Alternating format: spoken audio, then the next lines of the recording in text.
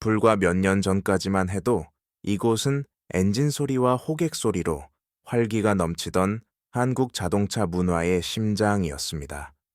하지만 지금 대한민국 중고차 시장은 불과 3년 만에 전체 거래량의 3분의 1을 잃어버렸습니다.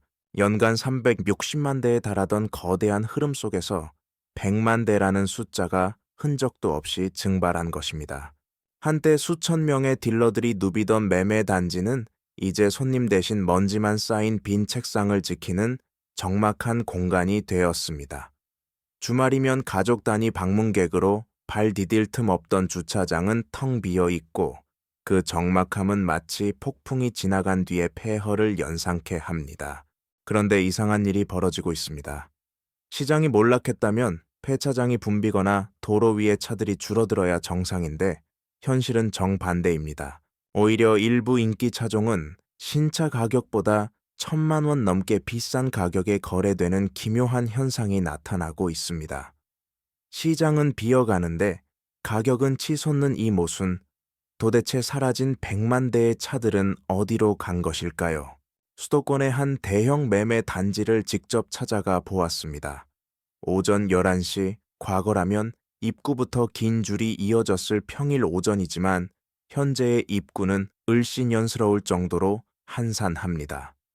수백 대를 수용하는 야외 전시장에는 차들이 듬성듬성 놓여 있어 이빨 빠진 빛을 연상케 하고 복도를 지나가도 인기척을 느끼기 어렵습니다.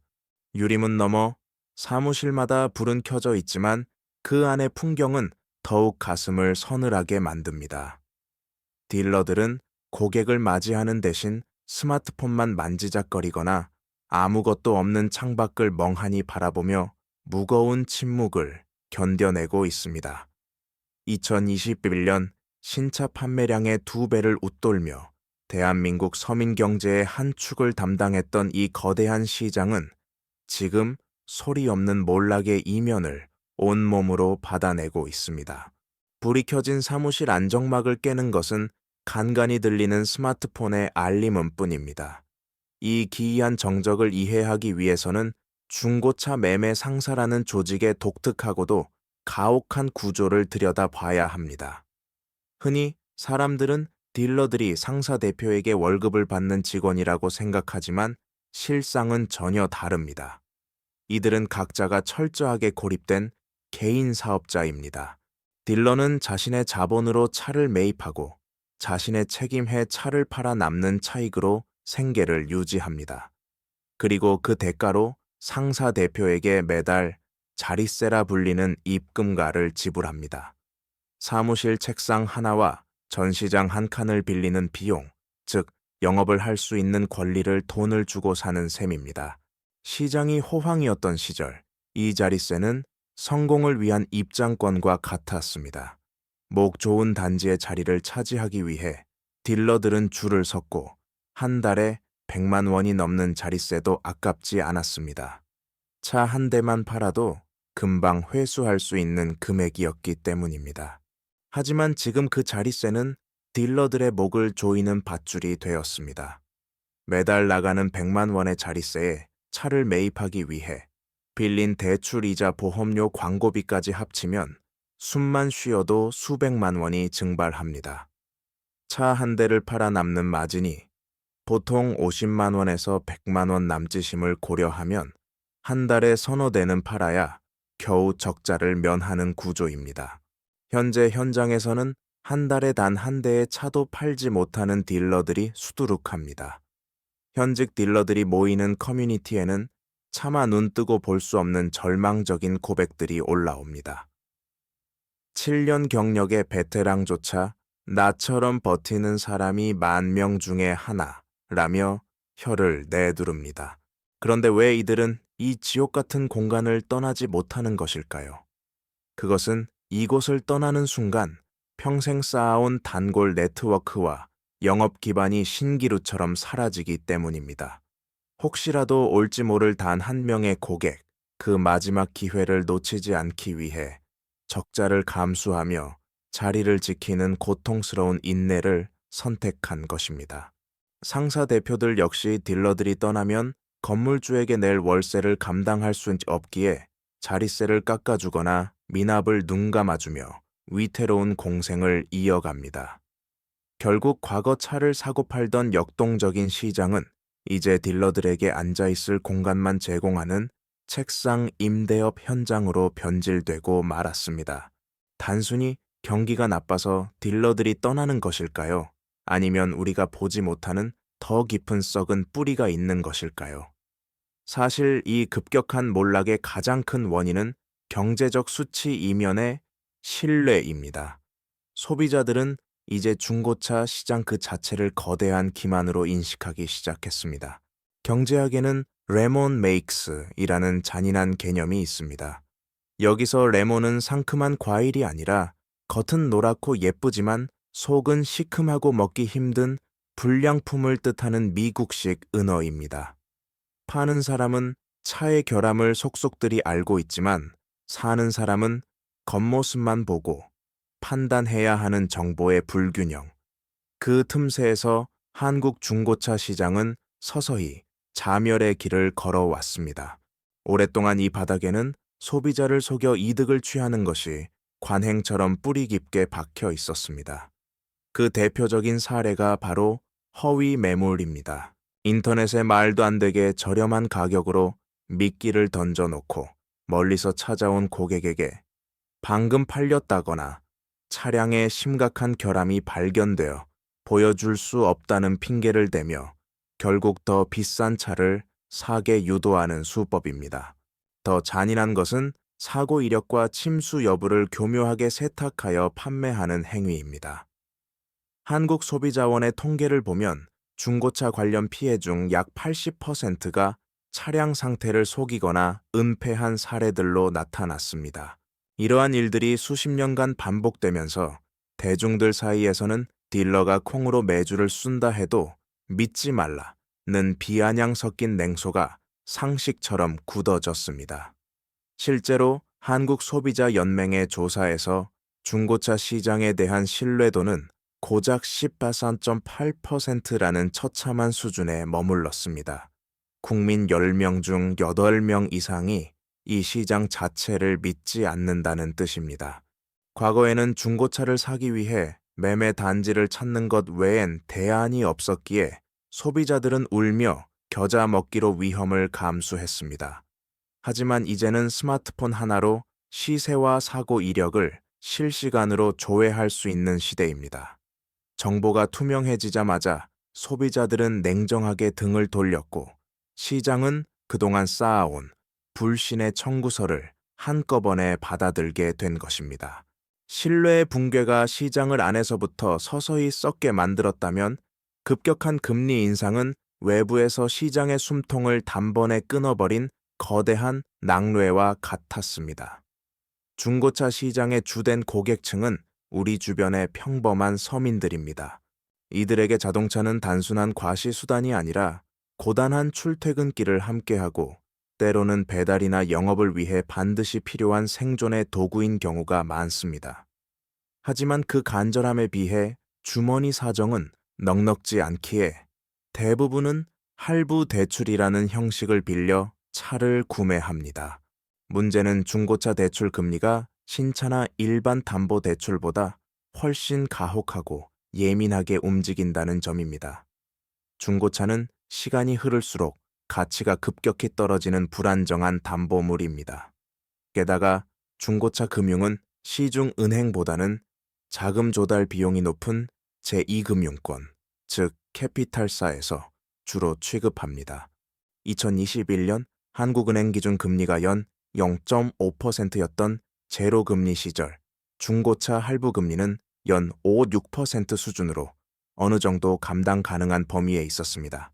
그러나 2023년 기준 금리가 3.5%까지 치솟고 2025년 현재까지 고금리 여파가 지속되면서 중고차 할부 금리는 8%에서 12% 신용도가 낮으면 15%를 훌쩍 넘어서는 공포스러운 숫자가 되었습니다.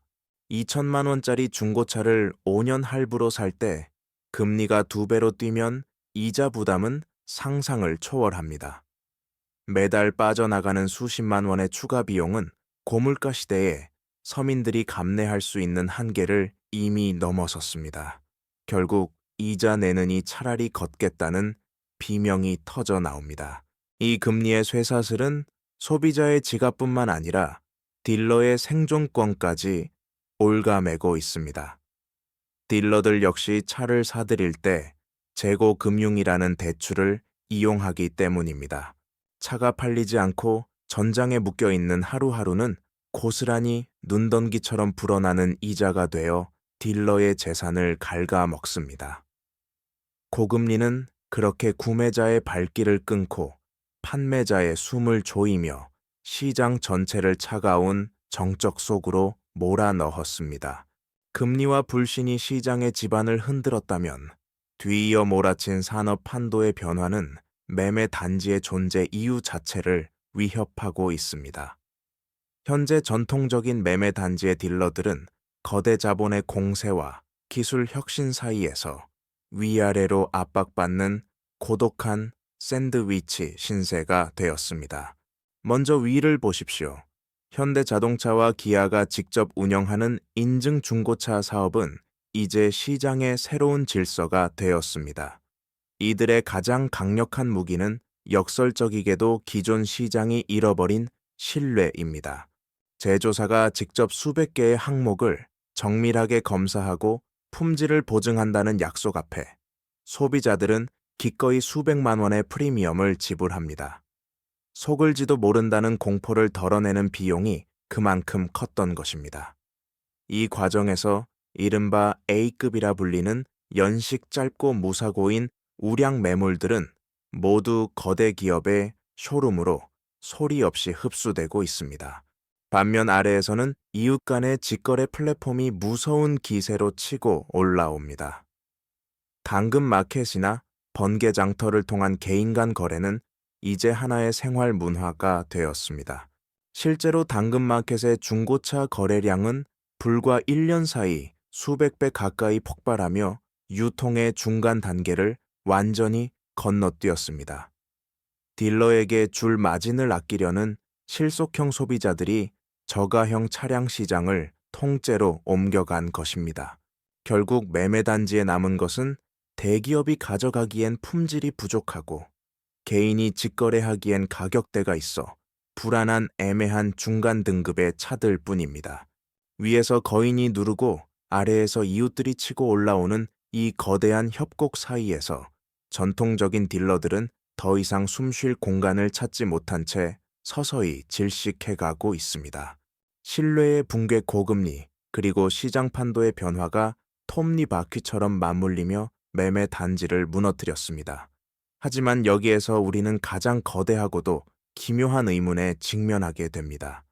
도대체 사라진 100만 대의 자동차들은 어디로 간 것일까요? 한때 연간 360만 대를 기록하며 도로 위를 빼곡히 메웠던 거래 물량이 253만 대로 주저앉았습니다. 숫자상으로만 보면 100만 대가 넘는 차들이 이 땅에서 증발한 셈입니다. 하지만 눈을 들어 밖을 보십시오. 고속도로는 여전히 거대한 주차장을 방불케 하고 폐차장이 갑자기 북적거린다는 소식도 들리지 않습니다. 차는 존재하는데 시장에서만 사라진 이른바 유령 자동차의 미스터리입니다. 이 미스터리를 더욱 기괴하게 만드는 현상이 있습니다. 매매 단지는 텅텅 비어 파리만 날리는데 역설적으로 일부 차종의 몸값은 천정부지로 치솟고 있다는 사실입니다. 가장 대표적인 사례가 바로 현대 팰리세이드입니다. 상식적으로 중고차는 신차보다 저렴해야 하지만 지금 시장에서는 신차 가격이 6천만 원인 팰리세이드 중고차가 7천만 원 넘는 가격에 버젓이 팔리고 있습니다.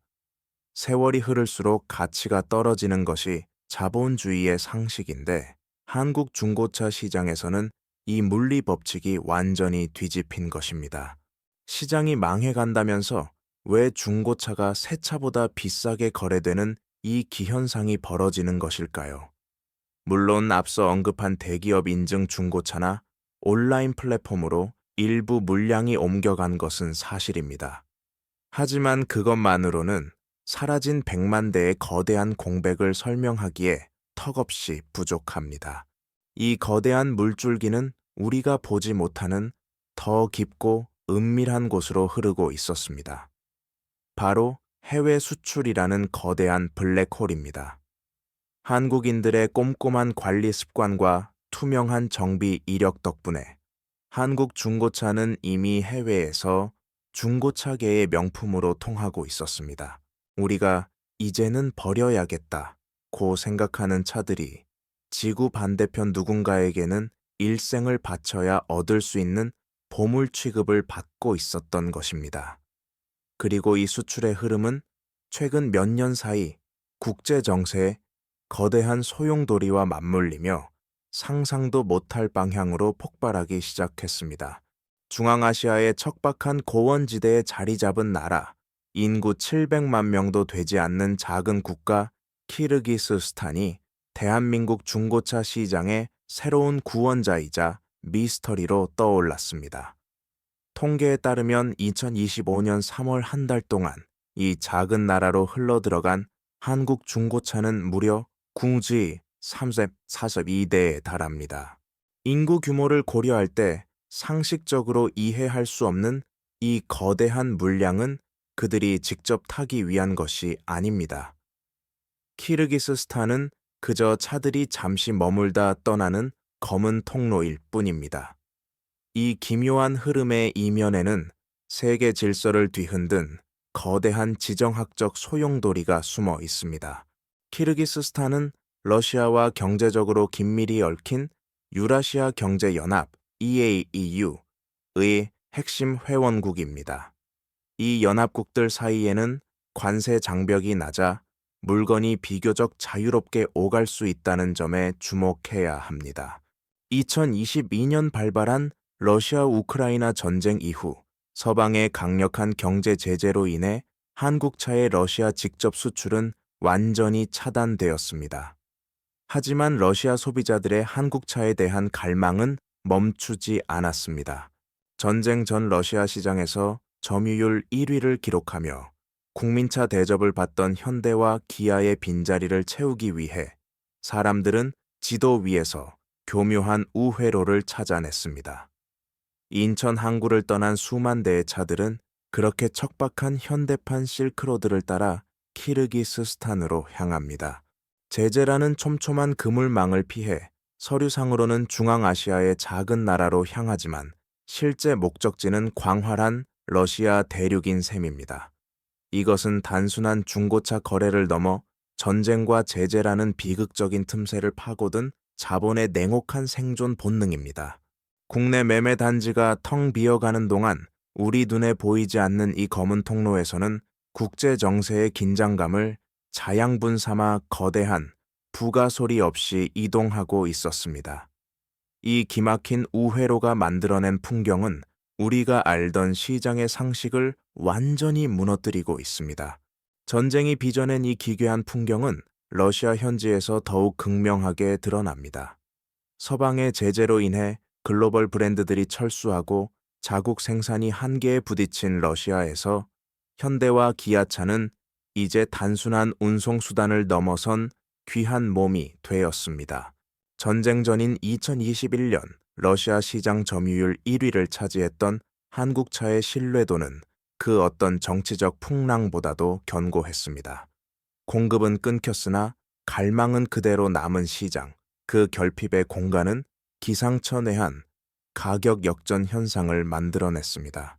주행거리가 짧은 신형 팰리세이드가 러시아 현지에서 우리 돈 1억 원이 넘는 가격에 거래되는 광경을 상상해 보십시오. 한국에서 6천만 원대에 구매할 수 있는 차가 국경을 넘는 순간 2배 가까운 몸값을 자랑하는 황금알로 변하는 것입니다. 상황이 이렇다 보니 수출업자들이 국내 매매 단지에 나타나 일반 소비자들은 엄두도 못 낼 높은 가격을 제시하며 차량을 싹쓸이해가는 현상이 벌어집니다. 이들에게는 웃돈을 주고서라도 차를 확보하는 것이 곧 거대한 차익으로 이어지는 확신 있는 투자이기 때문입니다.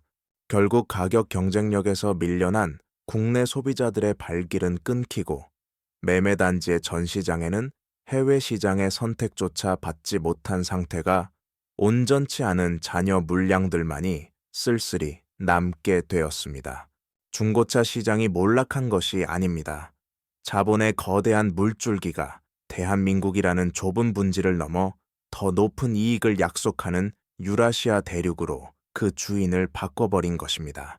지금까지 우리가 목격한 중고차 매매, 단지의 몰락은 단순히 운이 나빴거나 특정 시기의 불황 때문만은 아닙니다. 그 기저에는 정보의 비대칭성이라는 거대한 장벽이 허물어지는 시대적 대전환이 자리 잡고 있습니다. 과거의 중고차 시장은 정보를 쥔 자가 권력을 갖는 구조였습니다. 소비자는 딜러가 보여주는 서류와 딜러의 말에 전적으로 의존할 수밖에 없었고, 그 불투명한 틈새에서 누군가는 부당한 이익을 취하며 이를 사업 모델이라 불러왔습니다. 하지만 이제 세상은 달라졌습니다. 우리 손안의 스마트폰은 단순한 기계가 아니라 시장의 거짓을 낱낱이 파헤치는 디지털 진실 탐지기가 되었습니다. 이제 손가락 몇 번의 움직임만으로 차량의 정확한 시세와 숨겨진 사고 이력, 심지어 실제 거래 가격까지 실시간으로 확인할 수 있는 시대입니다. 정보가 투명해지고 민주화되면서 정보를 독점하고 격차를 이용해 돈을 벌던 중간 상인들의 시대는 종말을 고하고 있습니다. 앞으로의 중고차 시장은 두 가지 명확한 길로 갈라질 것입니다. 하나는 현대나 기아 같은 제조사가 품질을 보증하는 대기업의 쇼룸이 되는 것입니다. 소비자들은 기꺼이 더 높은 비용을 지불하더라도 브랜드가 주는 신뢰를 선택할 것입니다. 또 다른 길은 국내에서 소화되지 못하는 물량을 해외로 보내는 거대한 수출 전진 기지가 되는 것입니다. 이 냉혹한 변화의 소용돌이 속에서 전통적인 매매단지 딜러들에게 남겨진 선택지는 그리 많지 않습니다. 과거의 구습을 버리고 뼈를 깎는 노력으로 정직한 신뢰를 다시 쌓거나 성장하는 수출 시장으로 빠르게 눈을 돌리는 것, 혹은 이 무대에서 완전히 퇴장하는 것뿐입니다. 정보를 감추고 상대를 속여 이득을 취하던 방식은 이제 더 이상 이 투명한 세상에서 숨을 곳이 없습니다. 낡은 시대의 유산이 무너지고 그 자리에 새로운 질서가 세워지는 과정은 누군가에게는 고통스러운 몰락이겠지만 누군가에게는 더 건강한 시장으로 나아가는 필연적인 진보일 것입니다. 중고차 매매 단지의 텅 빈 풍경은 단순히 한 산업의 불황을 보여주는 지표가 아닙니다. 그것은 우리 사회를 지탱하던 거대한 경제적 구조가 정보의 투명화라는 것엔 파도 앞에서 어떻게 무너져 내리는지를 보여주는 전조 현상입니다. 중고차 딜러들이 겪고 있는 이 고통스러운 도태는 시작에 불과할지도 모릅니다. 부동산 중개보험 설계 여행사 서비스처럼 중간에서 정보를 쥐고 수수료를 받던 수많은 업종이 지금 똑같은 운명의 기로에 서 있습니다. 정보 격차가 곧 권력이 되던 시대의 종말, 그 거대한 도미노의 첫 번째 조각이 지금 우리 눈앞에서 쓰러진 것뿐입니다. 이제 소비자로서 우리는 과거와 다른 생존 전략을 세워야 합니다. 발품을 팔아 우연한 횡재를 기대하던 시대는 끝났습니다. 이제는 방대한 데이터를 분석하는 안목을 키우거나 품질을 보장하는 거대 브랜드의 가치를 선택해야 합니다. 그것이 변화한 시장에서 자신을 지키는 가장 현명한 방법입니다. 단순히 가격이 싸다는 이유만으로 위험을 감수하기엔 우리가 치러야 할 대가가 너무나 커졌기 때문입니다. 우리는 오늘 중고차 시장에 화려했던 과거와 초라한 현재, 그리고 그 이면에 숨겨진 국제 정세의 거대한 흐름을 들여다보았습니다. 하지만 다음 이야기는 더욱 충격적일 것입니다. 여러분이 인생에서 가장 소중한 자산인 집을 사고 팔 때 반드시 마주하게 되는 사람들, 그 견고해 보이던 부동산 시장 역시 지금 내부에서부터 심각한 균열이 시작되고 있습니다. 과연 그곳에서는 어떤 변화의 파동이 일고 있을까요? 뉴스에서는 절대 다루지 않는 산업의 민낯과 무너지는 시장의 구조를 끝까지 추적해 드리겠습니다. 남들보다 한 발 앞서 세상의 흐름을 읽고 싶다면 이 여정에 함께 해 주시기 바랍니다. 구독과 좋아요는 더 깊은 진실을 파헤치는 큰 힘이 됩니다. 긴 시간 시청해 주셔서 감사합니다. 다음 영상에서 뵙겠습니다.